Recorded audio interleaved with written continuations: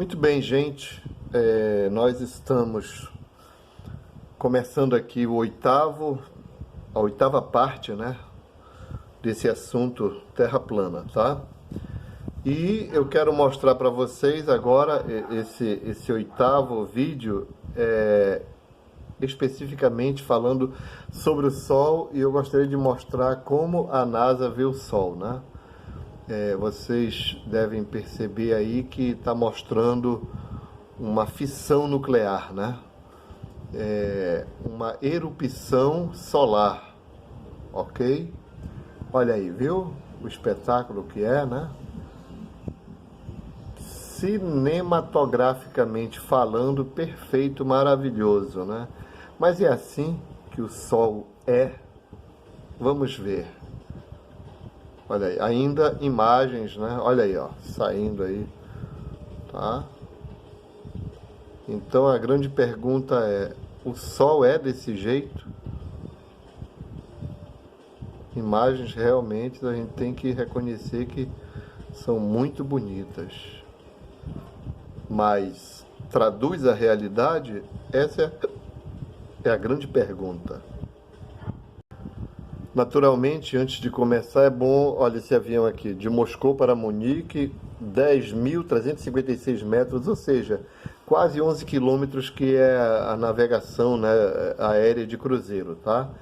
A velocidade desse avião é aproximadamente 800 quilômetros por hora, ok? Veja aqui que ele deixa só o risco no céu, pois essa máquina da Nikon P1000, ela consegue buscar o avião a 11 quilômetros de altura. É possível ver, tá?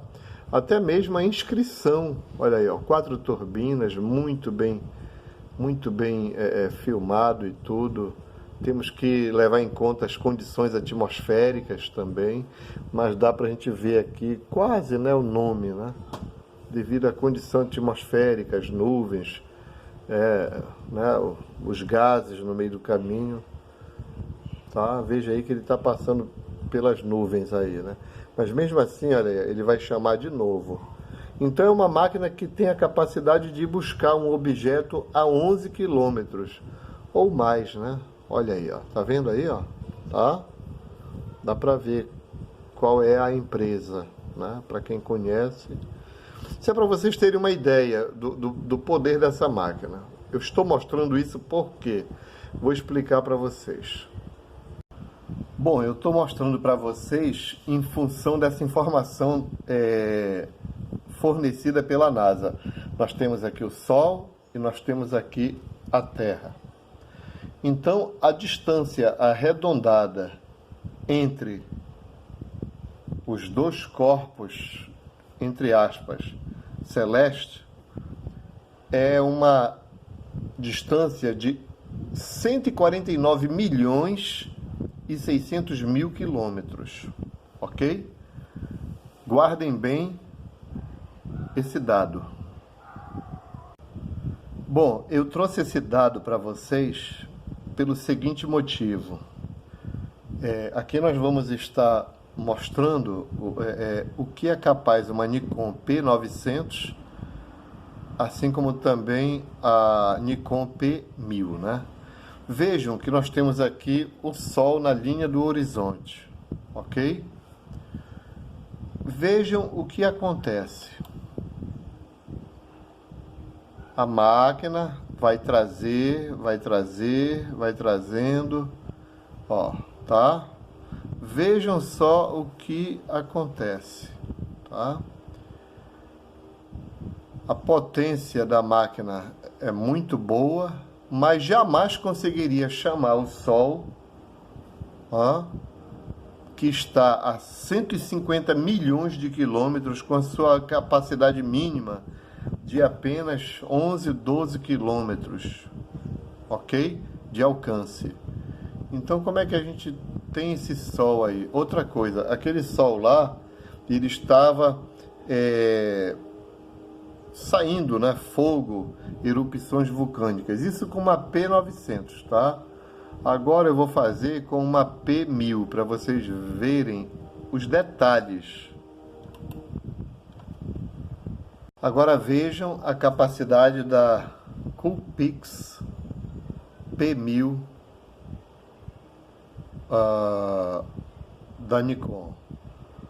Olhem os detalhes da superfície solar. Tá? Aqui vocês não veem fogo, tá? Vocês veem a realidade. Como é possível que uma máquina cuja capacidade, vamos colocar aí, que aquele avião a gente viu 11 quilômetros de altura, ok? Como é possível, então,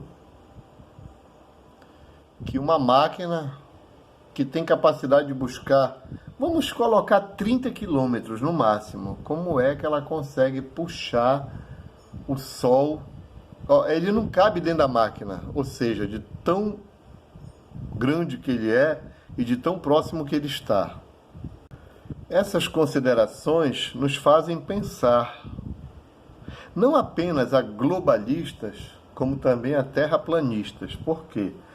Porque o que eu vou colocar aqui vai de encontro até mesmo a algumas ideias já estabelecidas de terraplanistas, que dizem que o Sol ele fica fazendo um movimento circular em cima da Terra plana. Mas as Santas Escrituras não concordam com isso. E muito menos também o livro de Enoque. Tá? Bom, a gente começa já analisando esse primeiro texto aqui. Tá? Nós vamos fazer algumas considerações sobre o Sol. Gênesis capítulo 1, versículo 16, diz assim: E fez os dois grandes luminares, o maior para governar o dia e o menor para governar a noite, e fez as estrelas. Ok. É muito comum dizerem que, por exemplo, vou falar da Lua lá para frente, mas já posso antecipar, né? Aqui a palavra usada, as palavras usadas são grandes luminares, ok? Nós precisamos ver o que significa luminar. Vamos aqui olhar as escrituras com auxílio do dicionário Strong, tá? 1,16. Fez o Elohim, lembrando que toda vez que acontece Deus, na verdade é Elohim, tá? Então fez o Elohim os dois grandes luzeiros, tá? Lá estava luminares, aqui está luzeiro, mas são sinônimos, são parecidos. Então o que quer dizer luzeiros? Referência Strong, H3974, vamos lá. Oba, tá? A palavra é Maur, ok? A palavra hebraica é essa, né? Significa luz ou luminária, ok? Lembra também a palavra menorá, que é aquele candelabro de sete braços, vamos dizer assim, ok? Então, o que a gente precisa entender é que esse luzeiro significa luminária. O que é uma luminária, gente? Eu vou mostrar a luminária aqui de casa. Tá aqui, tá? É muito parecido com a Lua em termos equivalentes, ok? Por exemplo, agora eu vou ligar as lâmpadas aí, ok? É assim, tá? Isso é luminária, ok? Luminária. Com essa afirmação, nós passamos a entender que luminares são elementos que têm luz própria, ok? Porque se não tiver luz própria, não é luminar. Mas isso aí a gente vai entrar no detalhe um pouquinho mais para frente. Gênesis 15, 12. Ao pôr do sol, Abrão ainda não era Abraão, tá? Abrão foi tomado de sono profundo e eis que vieram sobre ele trevas densas e apavorantes. Mas aconteceu quando? Ao pôr do sol. Gênesis 15, 17. Depois que o sol se pôs e veio a escuridão, eis que um fogareiro esfumaçante, como uma tocha acesa, passou por entre os pedaços dos animais. Esse episódio aconteceu quando? Depois que o sol se pôs. Gênesis 19, 23. Quando Ló, o sobrinho de Abrão, chegou a Zoar, o sol já havia nascido sobre a terra, né?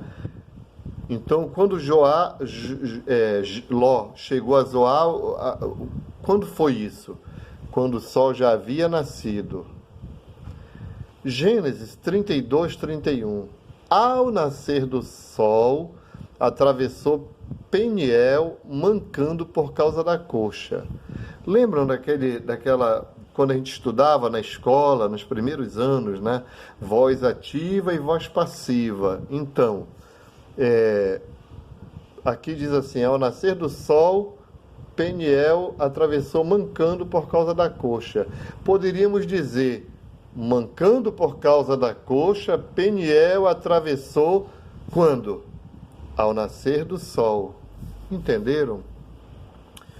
E toda vez que a gente vai ver ao pôr do sol ou ao nascer do sol, né, a gente vai ver que as palavras em hebraico, elas têm um significado que vai se repetir quantas vezes houverem a ocorrência dessa palavra, né? Então, nós vamos, para ter uma ideia, né? Depois que o sol se pôs, Gênesis 15, 17, ok? Vamos fazer uma visita ao Strong, tá? Ao nascer do sol, 32, 31, Gênesis. Então, vamos lá. Vejamos aqui no Strong. Nasceu-lhe o sol, quando ele atravessava. Quando ele, Peniel, atravessava e manquejava de uma coxa. O que importa para a gente é só esse versículo aqui, tá? Mas vamos ver o que significa a palavra nasceu-lhe, né? É a palavra zarak em hebraico, tá? Deixa eu tentar aqui aumentar para a gente poder ver aqui, ó. Tá vendo? Olha aí, ó. O que significa a palavra zarak? Nascer, né? Significa surgir, aparecer, sair, levantar, subir, brilhar. Ok?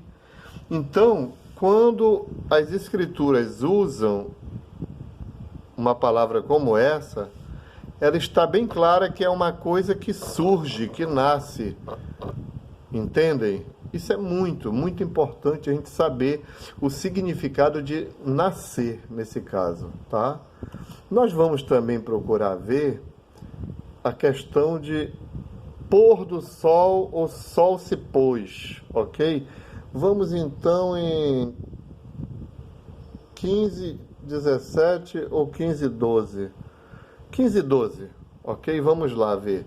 No Strong, 15, 12.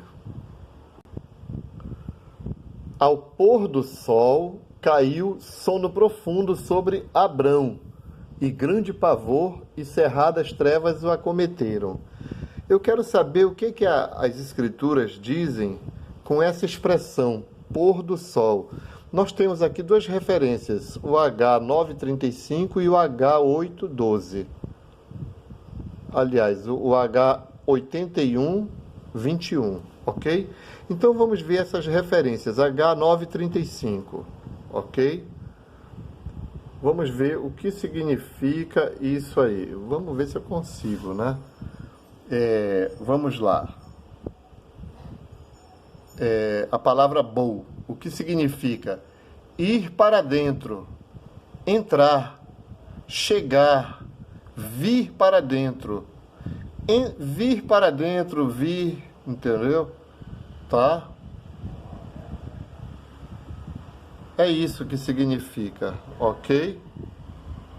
Tá? Basicamente é isso, é esse o significado da palavra, ok? Eu estou fazendo isso por quê? Porque eu não vou ficar vindo aqui no Strong a todo momento para ver o que significa, porque vai se repetir. Pôr do sol e nascer do sol vai repetir muito, são muitos versículos. Por exemplo, aqui, ó. Êxodo 17:12, quando as mãos de Moisés já estavam cansadas, eles pegaram uma pedra e a colocaram debaixo dele, para que nela se assentasse. Arão, irmão de Moisés, e Ur mantiveram erguidas as mãos de Moisés, um de cada lado, de modo que as mãos permaneceram firmes até quando? Até o pôr do sol. E se vocês forem observando aí, ó, todas essas ocorrências, tá, vão falar que um determinado episódio aconteceu depois do nascer do sol, até o pôr do sol, depois do pôr do sol, ao leste, quer dizer, ao leste está dizendo de onde o sol vem, ele nasce lá no leste, né? É importante nós entendermos que as Santas Escrituras, elas dão tanto a origem do nascimento, como também o destino, tá? Ou seja, o destino final do circuito, que começa no leste e vai terminar no oeste, tá?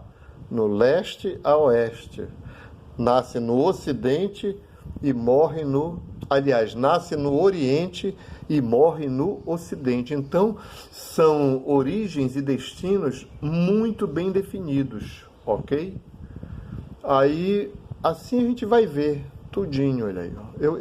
Eu não vou ler, mas isso aqui, quem desejar, pode me pedir, que eu tenho o maior prazer em enviar esse trabalho que demorou mais de mês para mim poder montar e trazer aqui para vocês, né? Então, apenas separei os versículos que fazem referência ao movimento, à origem, ao destino, entendem? Aqui como Êxodo 22:3, 22:26, 22:7 de Levítico, Número 21:11, Números 34:15, Números 16:6, né? Tá? Deuteronômio 23:11, isso aqui tudo na Torá, né? Aqui inicialmente, né? Deuteronômio 24:13, eu resolvi colocar aqui porque fica muito mais facilitado, né? Então, é assim. Então eu vou ler, aí a gente não precisa abrir as escrituras, por quê? Porque já está transcrito aqui, né? Êxodo 22:3.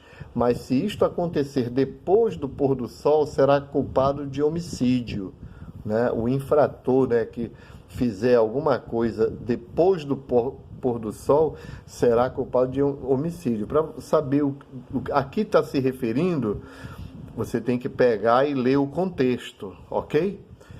Êxodo 22:25. Se tomarem como garantia o manto de seu próximo, devolvam-no até o pôr do sol. São leis, né, que evitam que hajam desentendimentos, ok? Depois do pôr do sol, Levítico 22:7, o livro da lei.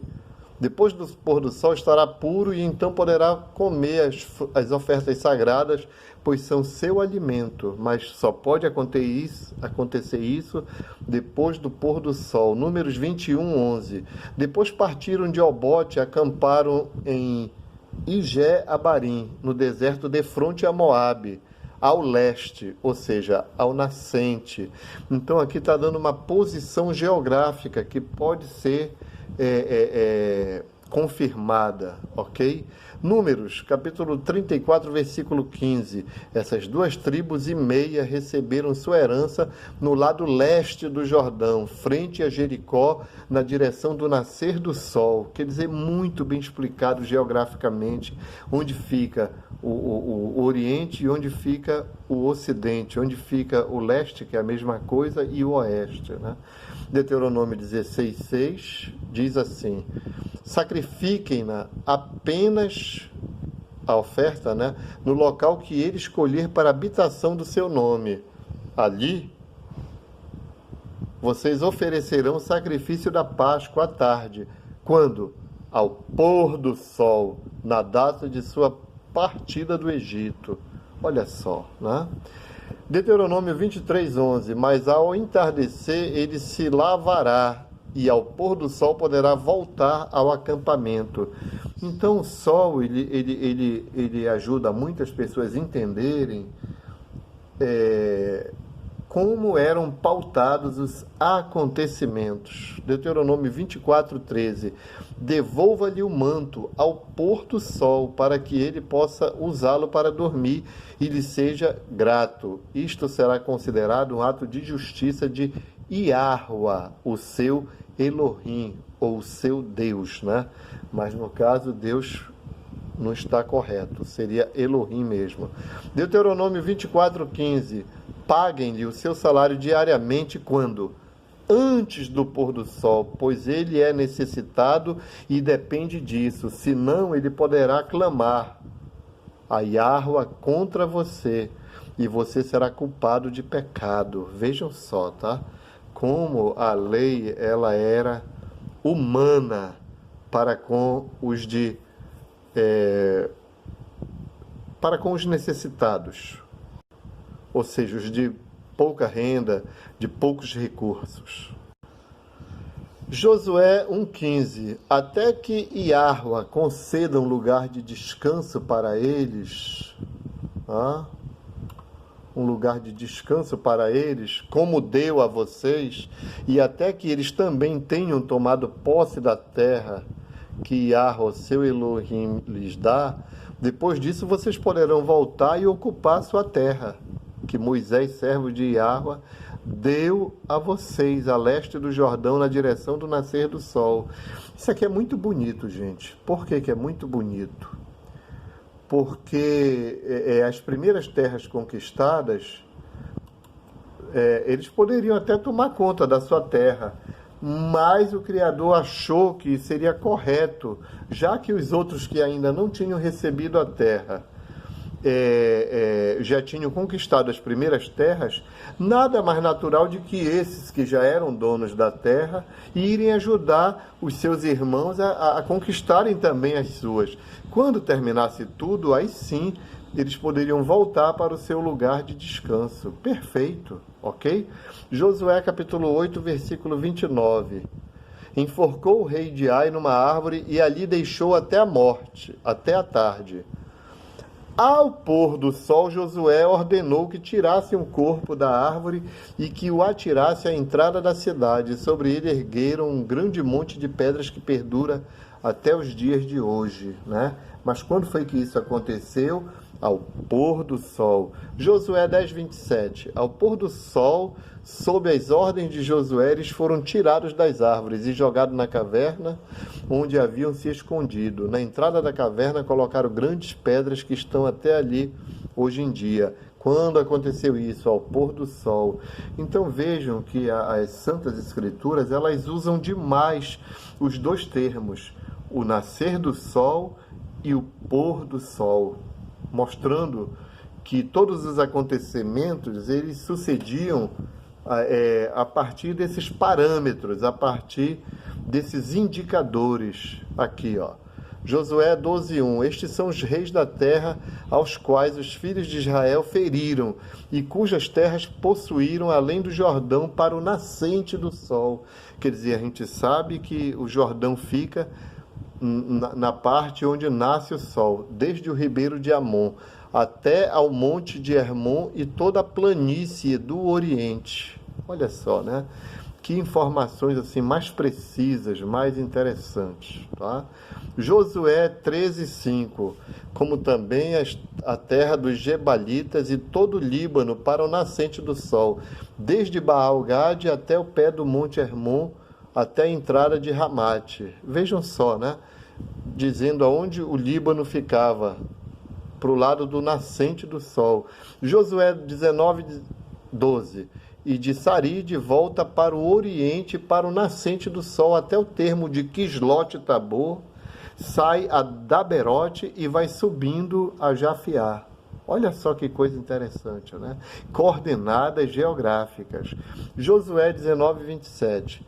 E volta para o nascente do sol a Dagon, e chega a Zebulone, ao vale de Ifitael, ao norte de Bet-Emeg e de Neiel, e vem sair a Cabul pela esquerda.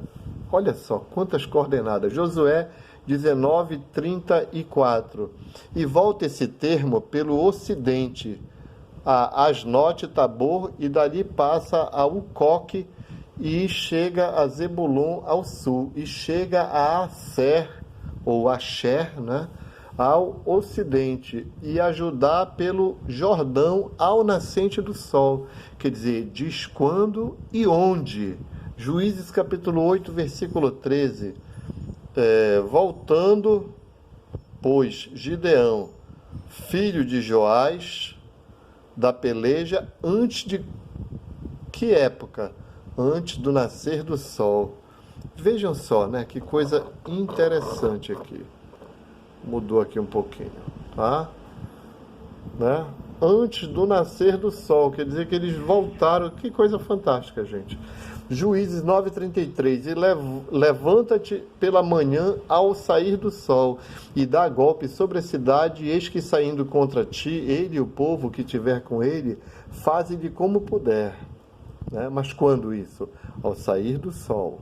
Juízes capítulo 14, versículo 18, diz assim: antes do pôr do sol do 7º dia, os homens da cidade vieram-lhe dizer: o que é mais doce que o mel? O que é mais forte que o leão? Aí Sansão lhes disse: se vocês não tivessem arado com a minha novilha, não teriam solucionado o meu enigma. Né? Mas isso aconteceu quando? Antes do pôr do sol. Quer dizer, eles chegaram cedinho, né? Juízes 19:14. Então prosseguiram e o sol se pôs, quando se aproximavam de Gibeá de Benjamim, né? Mas isso aconteceu quando? Quando o sol se pôs. Juízes 20:43. E cercaram aos de Benjamim, e os perseguiram, e à vontade os pisaram, até diante de Gibeá, para o nascente do sol. Né? Então, o que a gente percebe aqui com toda essa gama de informações é que o relógio deles era o sol. Tá? O relógio era o sol. 2 Samuel capítulo 2, versículo 24. Então Joabe e Abissai perseguiram Abner. Ao pôr do sol chegaram à colina de Amá, defronte de Gia, ou Giá, no caminho para o deserto de Gibeon. Mas quando aconteceu isso? Ao pôr do sol, ok? Lá pelas 6 horas, né? Por aí assim. 2 Samuel 3,35. Depois, quando o povo insistiu com Davi que comesse alguma coisa enquanto ainda era dia, Davi fez esse juramento: Elohim me castigue com todo rigor, caso eu prove pão ou qualquer outra coisa antes do pôr do sol. Vejam só, tá? Ele não podia comer nada, ok? Quando? Antes do pôr do sol. Só era lícito fazer isso após o pôr do sol. 2 Samuel, capítulo 23, versículo 24. É como a luz da manhã ao nascer do sol numa manhã sem nuvens. É como a claridade depois da chuva que faz crescer as plantas da terra. Ok? Quando? No nascer do sol. 1 Reis, capítulo 22, versículo 36. Quando o sol estava se pondo, propagou-se um grito por todo o exército. Cada homem para a sua cidade, cada um para a sua terra. Mas quando isso? quando o sol estava se pondo, tá? Primeira Crônicas, 18:34. A batalha foi violenta durante todo o dia, e assim o rei de Israel teve que enfrentar os arameus em pé no seu carro até a tarde, e ao pôr do sol ele morreu. Olha só, tá? Quando aconteceu a morte dele? Ao pôr do sol. Salmos 51. Fala Yahua, o Elohim Supremo. Convoca toda a terra, do nascente ao poente. Quer dizer, duas direções, gente, completamente definidas. Do Oriente aqui ao Ocidente, tá? Então são duas direções bem definidas, ok? Salmo 113, versículo 3. Do nascente ao poente seja louvado o nome de Yahua, tá? De quando a quando? Aliás, de que lugar a que outro lugar? Do nascente ao poente, ok? Isaías capítulo 41, versículo 27, diz assim: Despertei um homem, e do norte ele vem. Desde o nascente proclamará o meu nome, pisa em governantes como em argamassa, como o oleiro amassa o barro, ok? E isso aconteceria quando? Desde o nascente. Vejam só, né? Então aqui eu dou um stop nesse vídeo número 8, para a gente depois entrar no nono vídeo, ok? Muito bem.